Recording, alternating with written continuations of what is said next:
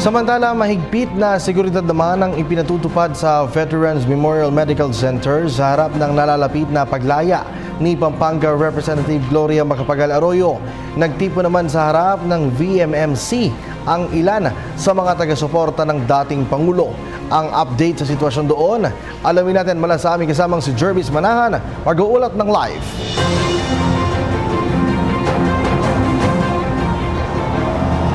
Yes, Kirby, mahigit 24 oras na nga mula nang magdesisyon ang Korte Suprema na absueltuhin na at palayain na si dating Pangulong Gloria Macapagal Arroyo, pero hanggang sa ngayon ay narito pa rin siya sa loob ng Veterans Memorial Medical Center.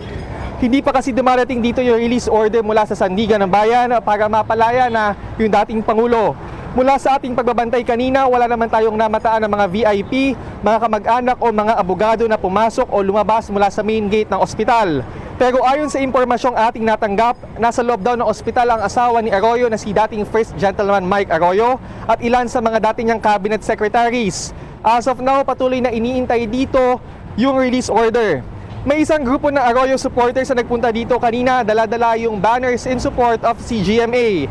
Nila mga maralitang tagalungsod daw sila na natutulungan ni GMA noong Pangulo pa siya ng Pilipinas. They are expressing support sa tinawag nilang pinakamagaling daw na Pangulo ng Pilipinas.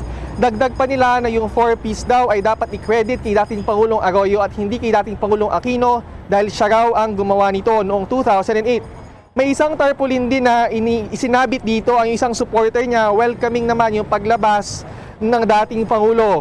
Umalis naman na yung mga supporters at mga media na lang ang naiwan para magbantay dito.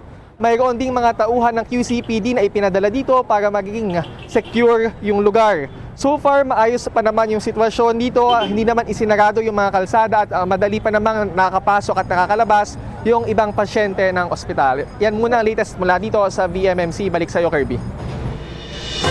Maraming salamat sa iyo, Jervis Manahan.